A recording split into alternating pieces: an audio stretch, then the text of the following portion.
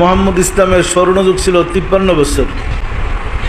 রাসূল পাক সাল্লাল্লাহু আলাইহি ইসলামের 23 বছর আর খুলাফায়ে রাশেদার 30 বছর।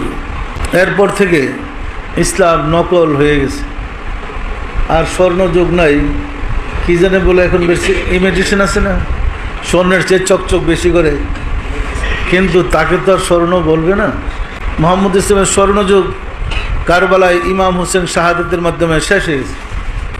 বিশ্বজুড়ে যে ইসলাম আমরা পেয়েছি, ইমিটেশনের ইসলাম, নকল ইসলাম, এই নকল ইসলাম প্রসার লাভ করেছে বটে, কিন্তু মোহাম্মদের সেই শান্তি, সেই আদর্শ আমরা আর ফিরে পাইনি। কোরআন আছে, হাদিস আছে, নামাজ আছে, রোজা আছে, মসজিদ আছে, হজ আছে, জাকাত আছে, সবই আছে, শুধু নাই মোহাম্মদ সাল্লাল্লাহু আলাইহি সাল্লাম। পবিত্র কোরআনে আল্লাহ বলছেন, আল্লাহু নূরুস সামাওয়াতি ওয়াল আরদ, আল্লাহ আসমান জমিনের নূর। মাসালু নূরিহি কামিসকাতিন ফিহা মিসবাহ, আল্লাহর নূরের মিসাল একটা জ্বালানো বাতির মতো। আল্লাহ নিজেকে জ্বালানো বাতির সাথে উপমা দিয়েছেন।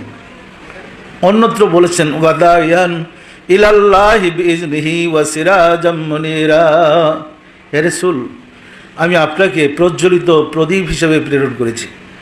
আল্লাহ বলছে, আমি জ্বালানো বাতির মতো। হে রাসূল, আপনি ওই জ্বালানো বাতিটা।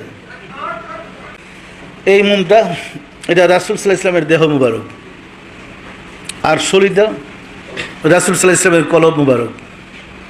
আগুন আল্লাহ, আগুন, সলিতা, মোম, এটা তিন জিনিস। আগুনকে কেউ সলিতা বলবে না, সলিতাকে কেউ আগুন বলবে না, মোমকে কেউ সলিতা বলবে না। এটা তিন জিনিস না এক জিনিস? বলেন তো। এই আগুন যদি আপনার কাছে পেতে চান, আপনার ঘরে নিতে চান, তো মোমটাকে ধরেই আগুনটা নিতে হবে। মোম ফেলে খালি হাতে আগুন ধরে নেন তো নিতে পারেনি। কি খালি হাতে আগুন জ্বলে? কোনোদিন কেউ নিতে পারছে? খরিষার আগুন নেওয়া যাবে? তাহলে আমরা কোরআন থেকে প্রমাণ পাইলাম আল্লাহ জ্বালানো বাতির মতো, আর রাসূল হলেন জ্বালানো বাতি। আল্লাহ ইচ্ছা করলে নিজেকে সূর্যের উপমা দিতে পারতেন, কারণ একটা সূর্য অনেক বড়, সারা পৃথিবীকে আলোকিত করে রেখেছে। এই সূর্যের সাথে আর একটা অন্ধকার সূর্যকে মিশাইলে সে সূর্য কোনো কোশ্চেনকালেও আলোকিত হবে না। এই চাঁদের সাথে আরেকটা চাঁদকে, অন্ধকার চাঁদকে মিশাইলে সে চাঁদ আলোকিত হবে না। কিন্তু একটা ক্ষুদ্র জ্বালানো বাতির সাথে কুঠি কুঠি নিবানো বাতির সলিতা মিশাইলে সবগুলা বাতি জ্বলে উঠবে, মূল বাতির কোনো পরিবর্তন হবে না। পরিষ্কার না? পরিষ্কার না? আল্লাহ তাই উপমা দিয়েছেন জ্বালানো বাতির। তো আল্লাহকে কাছে নিতে হইলে এই যে মোমবাতিটা লাগবেই। মোম ছাড়া আল্লাহরে ঘরে পাবেন? এত সস্তা না। আগুন যে সলিতায় জ্বলছে, আগুন নিতে হলে মোমে ধরিয়ে নিতে হবে। আল্লাহকে কাছে পেতে ছেলে যার সিনায় আল্লাহ প্রজ্বলিত, তাকেই কাছে নিতে হবে। সম্মানিত আশিকের সুরেরা, ইমান জ্যোতি, নূর, আলো, ওয়াল কুফরু জুলুমাত, কুফুরের অন্ধকার। আমাদের সকল মানুষের হাতে মোমবাতির আছে। একজন হিন্দু, একজন বৌদ্ধ, একজন খ্রিস্টান, একজন ইহুদি, একজন নাসারা, একজন বিধর্মী, একজন কাফের, সকল মানুষের কাছে, সব আদম সন্তানের কাছে এই মোমবাতিটা আছে।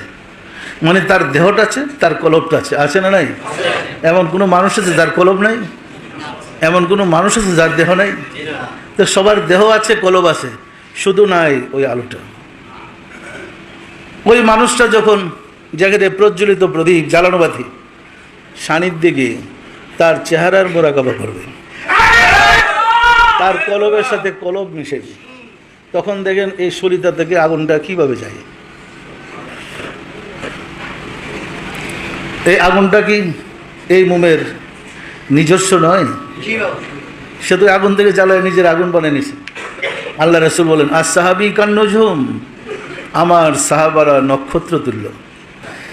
এইভাবে রাসূল সাল্লাল্লাহু আলাইহি ওয়াসাল্লামের সিনা থেকে আগুন, আল্লাহর নূরকে সাহাবারা নিজের সিনায় প্রজ্বলিত করে তারা হয়েছে নক্ষত্র তুল্য।